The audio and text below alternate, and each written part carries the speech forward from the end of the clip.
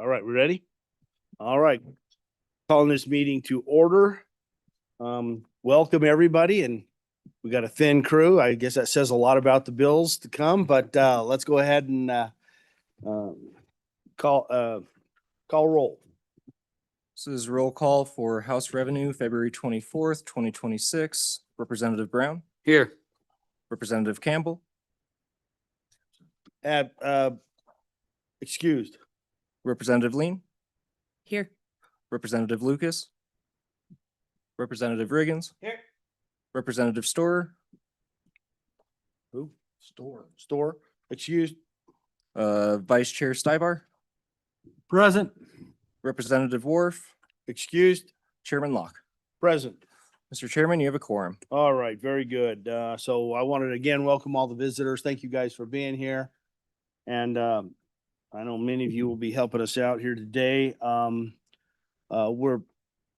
these will go pretty quick and we won't have to do any timing, but if we get too many people speaking, we'll we will put a timer on if we do get to that. So all right, let's today we're going to be reviewing Senate File 79, Sales and Use Tax Reorganization, Senate File 80, Department of Revenue Electronic Communication, and Senate File 39, Long-Term Homeowner Tax Exemption Amendments. So let's get started with Senate File 79, and this is a committee bill. And Department, we would love to have you come up and hopefully not, we probably don't need to go through the whole thing since we have thoroughly vetted ourselves in this bill in the interim, but it would be nice to understand maybe what might have changed as it passed through the other house and those kinds of things. So thank you so much for being here, and we really do appreciate you guys' time. This is mine. Yeah. But nothing changed. This is in line. Thank you, Mr. Chairman, members of the committee, Brett Fanning, Director of the Wyoming Department of Revenue. And with me, I have Administrator Sharon Ream. She's our Excise Tax Administrator.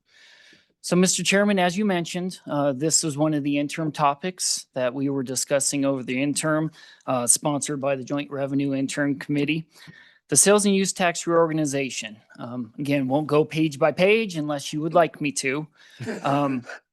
But this bill, essentially what it does is it combines the sales and use tax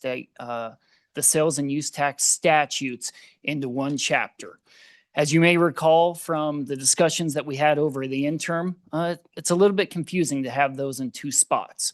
It can be confusing for the department in some aspects. It can be confusing for LSO staff in some aspects, legislators in some aspects, for our vendors and our taxpayers as well. So from our discussions over the interim, the intent of this bill is that nothing changes in the day-to-day operations for sales and use tax. That's the intent. And it's actually specified in section 4 of this bill as well, is that the intent is nothing changes. But going forward, all the sales and use tax statutes are in one spot. On the other chamber in the Senate, there was nothing that was changed. This is a complete, clean version that came through the Senate. Again, goes to the discussion of going through the process in the interim where we've asked a lot of these questions.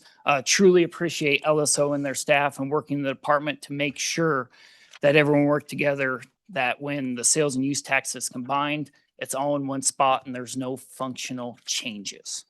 And so with that, Mr. Chairman, again, an interim topic, you've heard me discuss this again, the department would stand for any questions. Questions for the department? Anyone? You got one question. Representative Riggins. Thank you, Mr. Chairman, and thank you, Mr. Fanning. Could you just for the anyone who might be listening, explain why we did this? Mr. Chairman, Fanning. Representative Riggins, absolutely. Yes. A few years ago, there was a bill that passed through the legislature that only included sales tax statutes. And again, it was an interim discussion topic and I missed it. It was my fault as well. Legislature didn't catch on to that as well, and neither did LSO.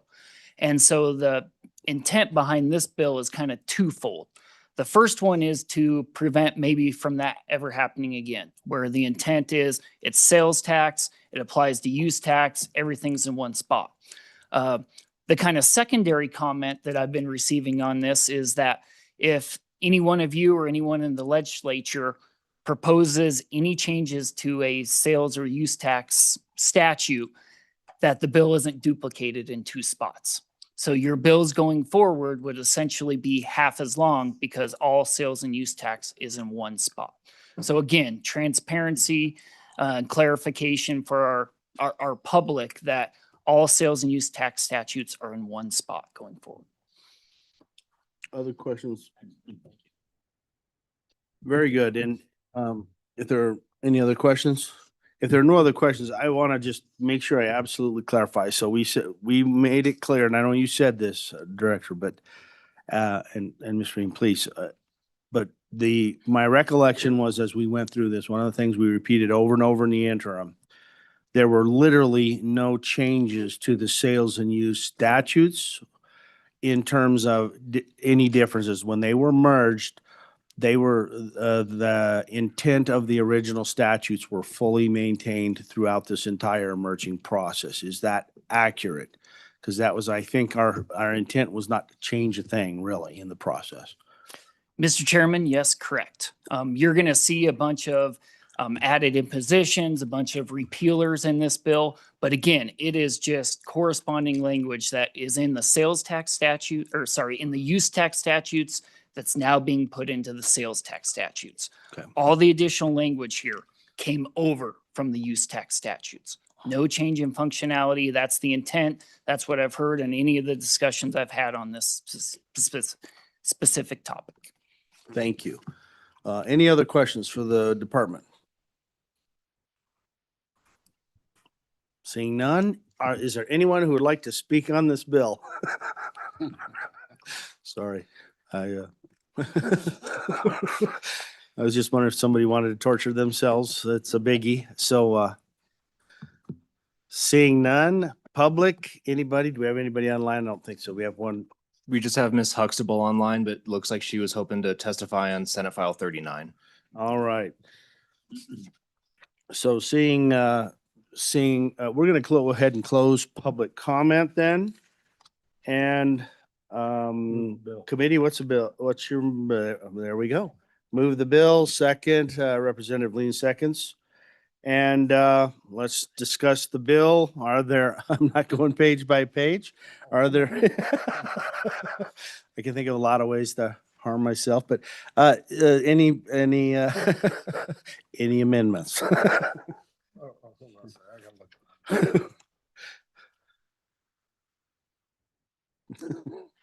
I think we've vetted. Okay, I think good. we've vetted this. Very good. Seeing none, please call the roll on this bill.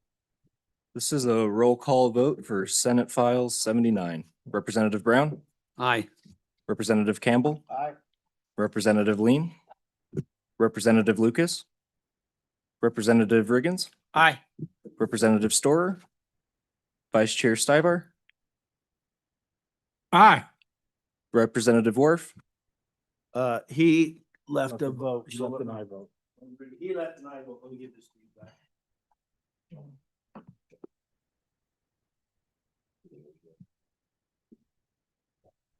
so Representative Worf left an aye vote, and Chairman Locke. Aye. Mr. Chairman, that is 9 ayes. Right.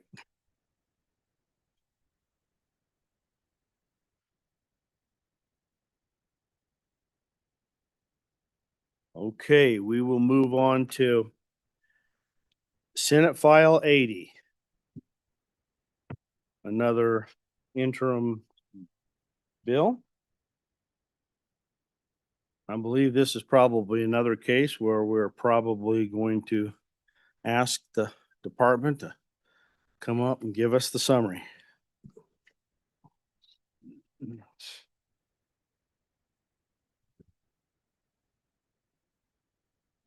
Thank you so much, and please begin when you're ready.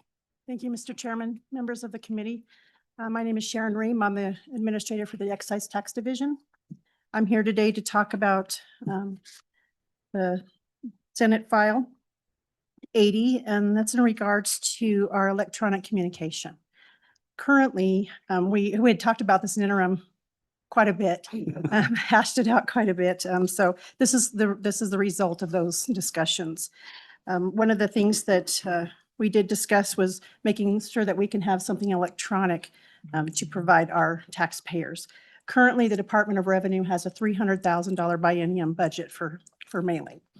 We're trying, with this bill, we're trying to reduce the mailing costs and save the state some money, as well as offer our taxpayers some other ways to receive their notices. That being said, there are certain requirements within statute currently that require us to do hard mailing, to send out hard documents. And we would like to add to that some electronic noticing that we can put within our online portal so that they're able to access those notices through our online portal at that time. It does not affect the current paper filers that want to file by paper. They can continue to do that. It's just another avenue for us to be able to communicate with our taxpayers.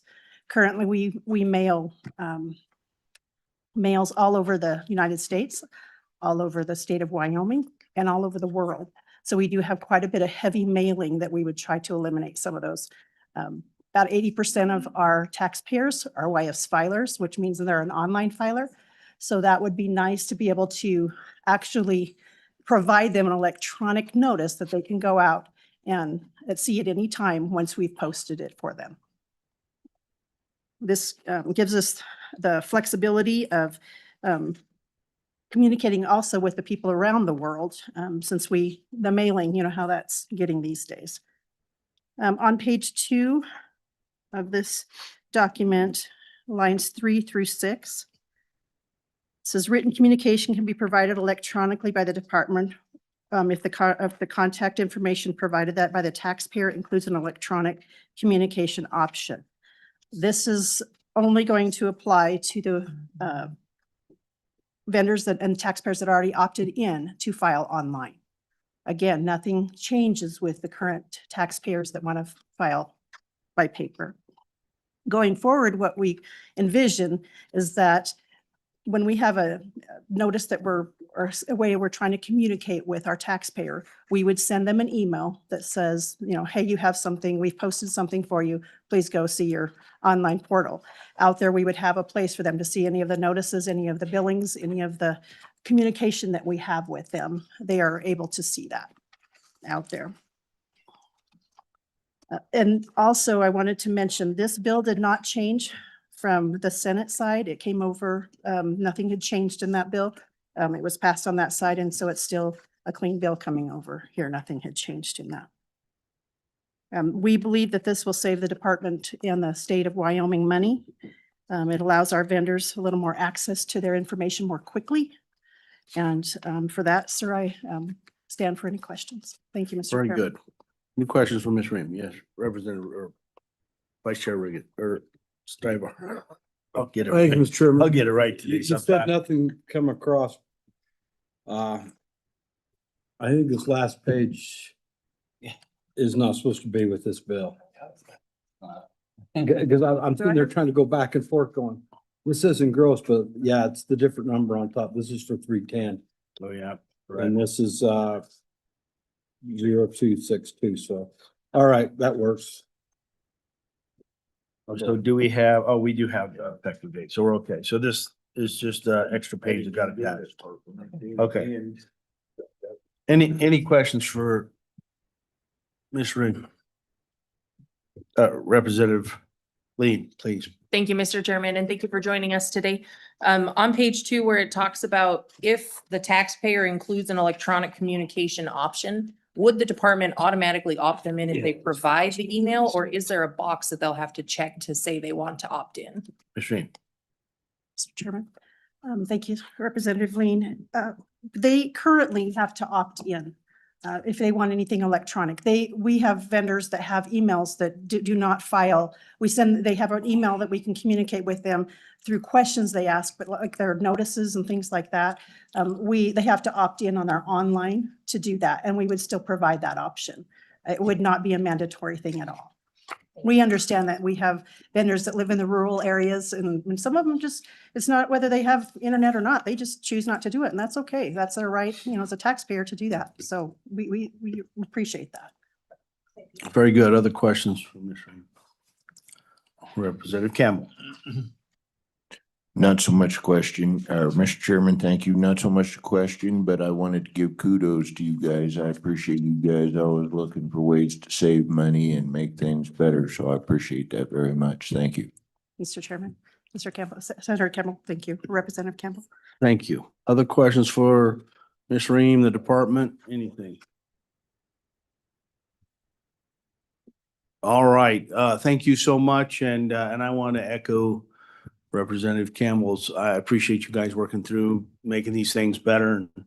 I know some of these bills are hard to work through, but we appreciate it. And thank you for all you guys do to help us out here. Thank And you, Mr. Chairman. anyone else want to speak on this bill? Public, anyone? Okay. Seeing none online. So we will close public comment. Committee, what's your pleasure? Move the bill. All right, it was moved by the whole committee.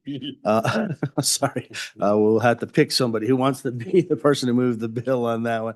Representative Storer has moved the bill and Representative Brown is the second. Very good. So, committee, I'm not gonna go page by page on this one. You guys have seen this bill more times than you care. If you have any amendments, all right, seeing none, let's call the roll on the bill. Thank you. This is a roll call vote for Senate File 80. Representative Brown, Aye. Representative Campbell, Aye. Representative Lean, Aye. Representative Lucas, Representative Riggins, Aye. Representative Storer, Vice Chair Stivart, Aye. Representative Worf, He left to vote. Representative Worf left an absentee vote of aye. Chairman Locke. Aye. Mr. Chairman, that is 9 ayes. Representative Storer was keeping us all in suspense there for a half a minute, just keeping us going for the day. Anyway. All right, everyone, please sit for just a moment. Representative Stivar is going over to get Senator Crago to present the next bill, and we will move on to Senate File 39. Yes, Representative Lean. Mr. Chairman, I just want to thank the committee and the department for working hard for the taxpayers to be able to save them money and make their tax code more comprehensible. And so I think that that's important. Sometimes these most non-sexy bills don't get a lot of attention, but they mean a lot to the taxpayer. So thank you.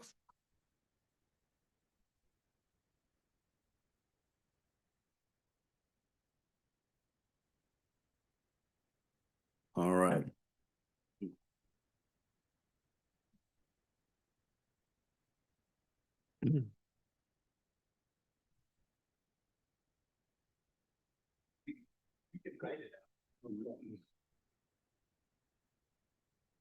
Senator, welcome. You made it to both of my committees here just within the last few days. This is great. Very good. Nice to see you. And sir, please proceed. You're ready. Thank you, Mr. Chairman, and thank you to Representative Stivar for retrieving me from across the hall in Ag Committee. Appreciate that very much.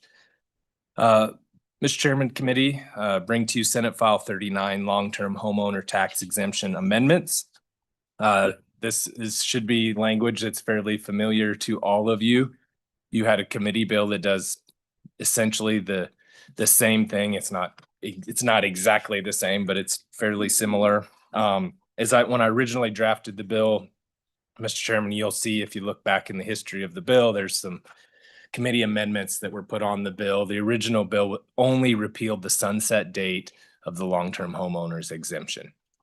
At the request of our good assessors, we added in the change of the date of the application date to March 1st instead of the fourth Monday in May, and then also allowed We also allowed for the filing to be done. The subsequent filings or requests to be done via telephone or some other less than formal mechanism. I believe that was also in House Bill 45.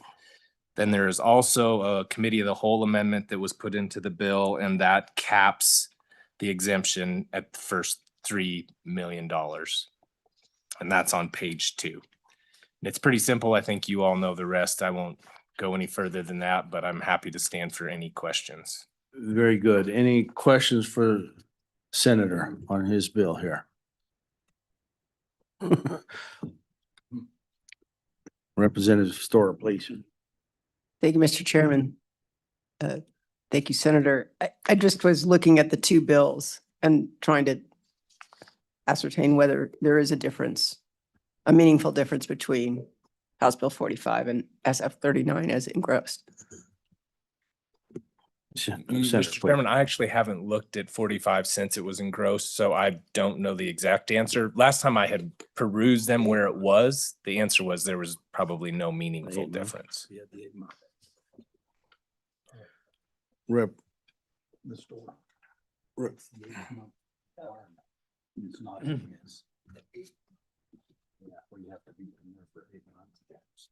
Did you want to represent Stiver? He's gonna talk about it. Okay, fair enough. There might be a few changes and then we made a couple other changes. But anyway, any other questions for the senator? Senator Kriegel, thank you so much. Appreciate you bringing this bill, and I think this was a hot topic for everyone on this one. So this is good. Thank you so Yeah, much. Absolutely, Mr. Please. Chairman. I think it's important to the folks back home. There's a lot of people that depend on this particular exemption more than I think any other. That's why I brought it. I think it's the most important one that we've done. And it benefits the people who need it the most, for sure. So appreciate your consideration. Thank you. Thank you, Senator. We really do appreciate that, and we couldn't agree more. All right, department maybe can give us a little insight to with the differences if you have, just to make sure we've done it. I must confess, I have not done as tight a comparison as I would have liked.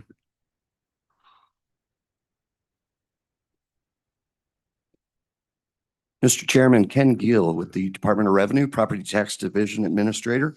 To answer your question directly, Mr. Chairman, I think the difference between the two bills now currently would be the language that was added for, and I'm going to paraphrase here, to keep the exemption with the owner.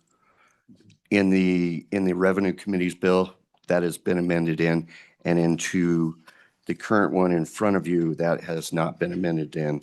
So if you're looking at the engrossed copy of the revenue bill,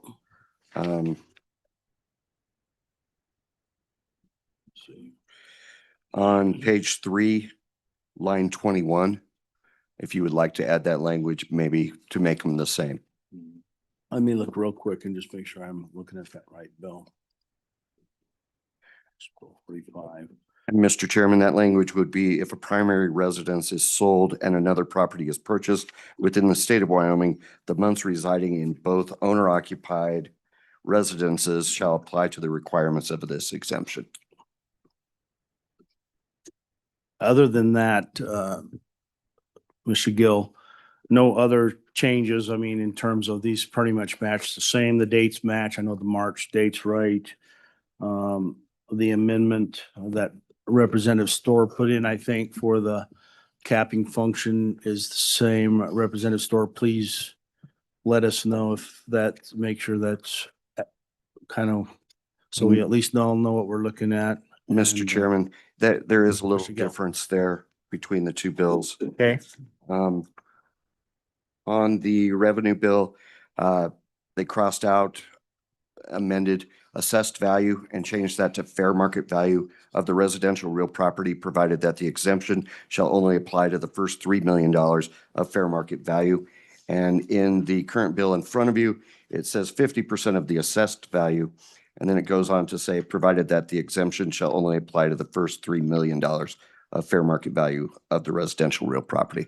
So that might be perhaps, if it's your will, to change that from assessed value to fair market value on page 2, line 15.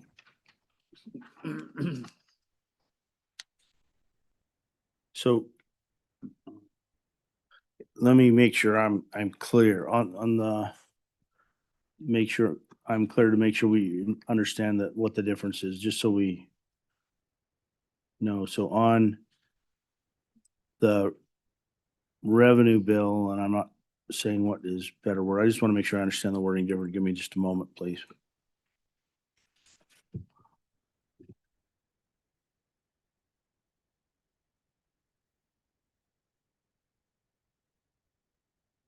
So, Mr. Gill, it might be valuable for us to understand how that is different, how that would be different in impact. That would probably be valuable for us to understand and make sure that we do what we intend to do. You know how this gets tricky when you start flipping those words. So, Mr. Chairman, a great point, but really the math is the same. The assessed value is 9.5% of the fair market value, and then take 50%. It would be no different than taking 50% off the fair market value and then applying the level of assessment. So really the math is the same. It's the multiplication is. okay. Okay. But if you wanted to, Mr. Chairman, to make the bills very similar, that was just a change that, or a difference that I noticed. Right. Okay. Yes. Representative Riggins, please. Thank you, Mr. Chairman, Mr. Gale. Just as a person who's reading his assessment, I guess I would prefer as an owner to look at that fair market value and have that right in my head rather than do the math. Thank you. Other questions for Mr. Gill? I think that at least clarified. And Representative Stibar, did you say there was something else that was different? Mr. Potters needs to come up here. What, Have what? his assessor come, he can explain it. Okay. Well, we'll Yes, we'll Mr. bring him Chairman. up here in a minute. The assessors probably should speak to the bill since they will be administering it. Absolutely. Absolutely. At the We'll want to local- make sure that's the case. I think that was on. And Mr. Chairman, I might mention, the CAMA system can handle that first $3 million or assessed value, either way you want to look at it. We can handle that in the CAMA system. We're currently doing that in the 25% homeowners exemption because that's up to the first 1 million. So the CAMA system can absolutely handle this and we can administer it. And then one other key issue, any other questions for Mr. Gill? One of the questions though, the assessed value, whether, but the fair market or assessed value actually matters in this question, in this process, because let's just say that there's a change in an assessed, if the 9.5% changes, that assessed versus fair market matters. And can you talk to that, please? Mr. Chairman, you're taking 50% off of which either one. So if you take 50% off of fair market value and then multiply it it by won't matter. any level of assessment, no matter what that may be, it'd be the same as taking 50% off the assessed value. So it wouldn't matter if the percentage changes, it's not going to change a thing.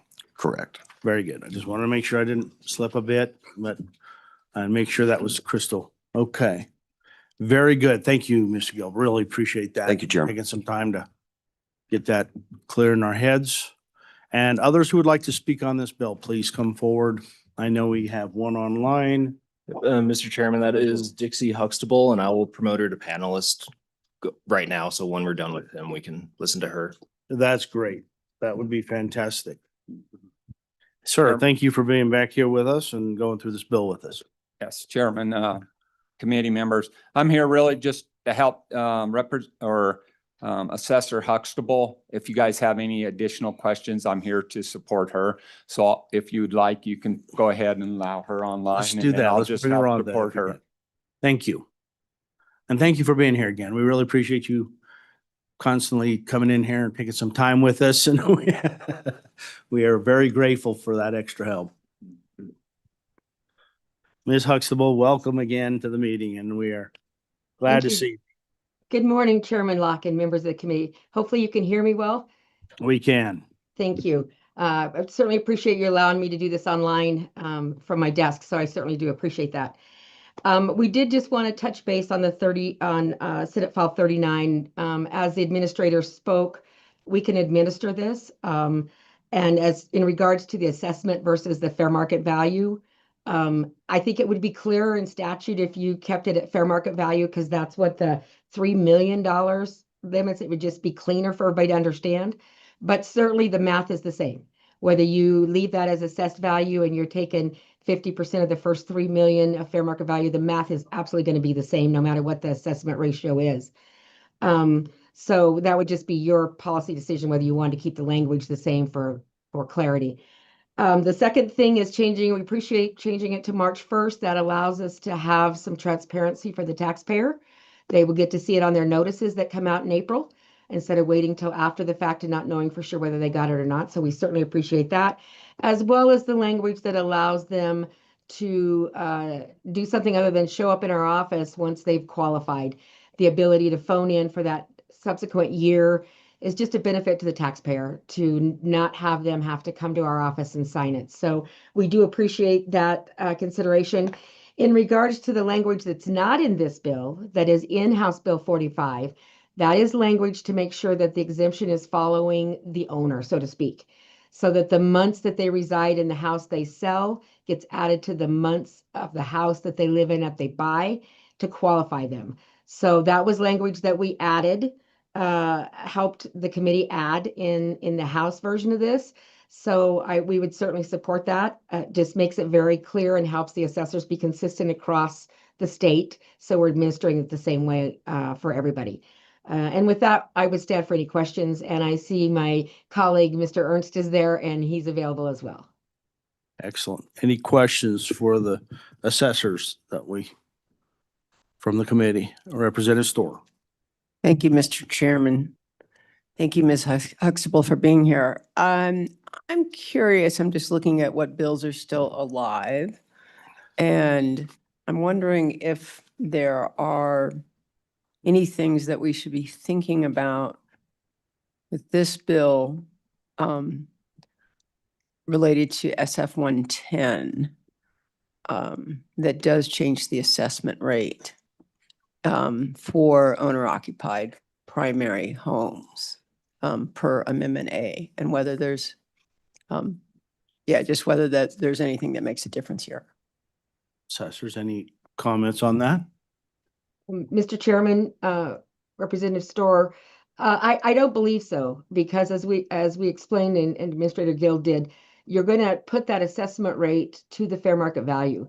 And so once you deduct 50% of the fair market value and take it times a rate, whether it's 9.5 or 8.3, certainly it will change the outcome of the taxes when you lower that assessment rate. But the math is going to be the same, and I don't see anything in this bill or House Bill 45 that we should be concerned about in regards to the assessment ratio.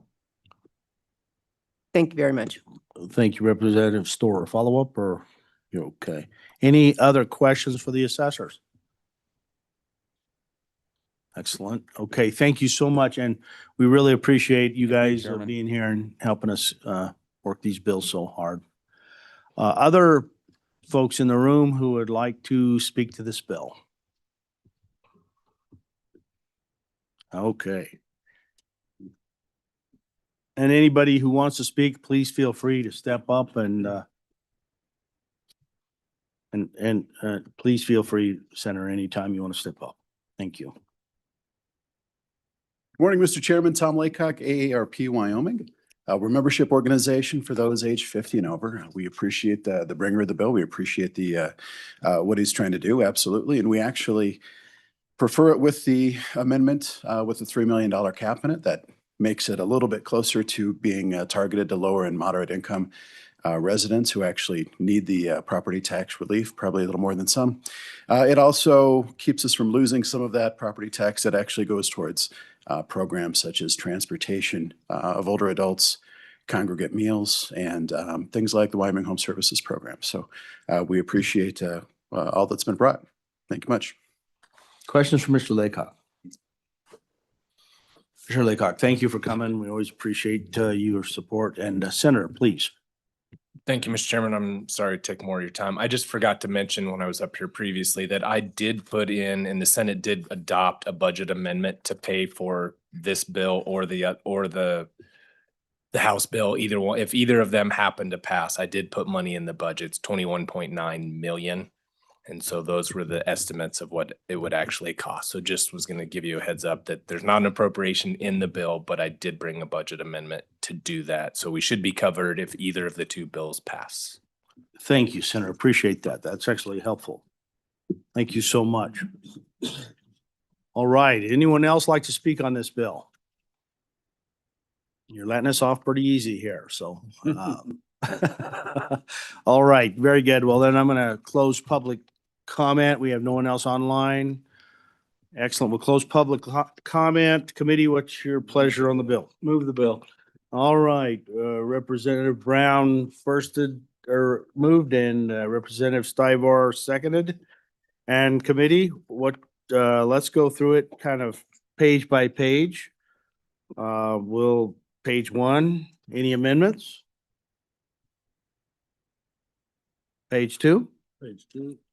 Representative Stivar, please. Line 15, cross out excess value and put, fair market value in there. Is there a second on that amendment? Okay, Representative Campbell seconded the motion.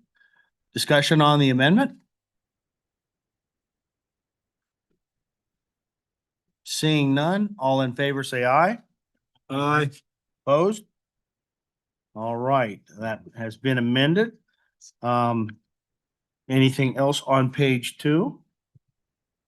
Representative Stover. Thank you, Mr. Chairman. In order to insert the language under paragraph C on page 3, we also need to put in, similar to HB 45 on line page 2, line 20, after B, it would read, except as provided by subdivision C, Roman numeral 2 of this paragraph, comma, small n instead of the big N. So that goes at the beginning of that sentence.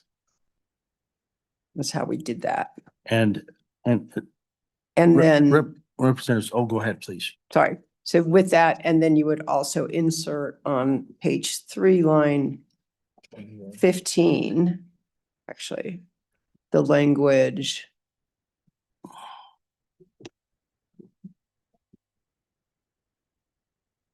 The language that we put in HB 45 in that paragraph C, Roman numeral 2, which I can read for you if you like. In other words, I'm just trying to mirror HB 45. I see. So this would be the language, if I'm correct, Representative Storer, this would be the language that allows them to, for example, if they lived in a home and sold a home, is that the language that you're Yeah. inserting there? Okay, very good. Okay, just wanted to make sure I'm seeing all the bits and pieces here. That's great. Thank you. Okay. And is that clear to the LSO and is that clear to the committee, what language is being inserted there? Okay, LSO is clear. Yes, it is. Committee, are we clear on what that amendment is?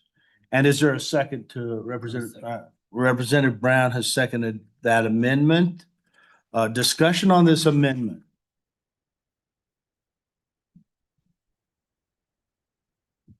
Seeing none. All in favor, say aye. Aye. Opposed? Okay, any other amendments? Let's just start at page 3. We'll move on to page 4, which is the bill. Move the bill. All right. So I seeing no more, any discussion on the bill? Seeing none, please call roll. This is a roll call vote for Senate File 39 as amended. Representative Brown, Aye. Representative Campbell, Aye. Representative Lean, Aye. Representative Lucas. Aye. Representative Riggins. Aye. Representative Store, Conflict. Vice Chair Stibar, Aye. Representative Worf. Left an absentee vote of aye, and Chairman Locke. Aye. Mr. Chairman, that is 8 ayes, 1 conflict. All right. So committee, any other business before the committee? I do want to again thank everybody. If you don't mind staying just a minute, sir. If there's no other discussion, anything else from the committee? We will adjourn and we'll call this my fastest meeting ever, just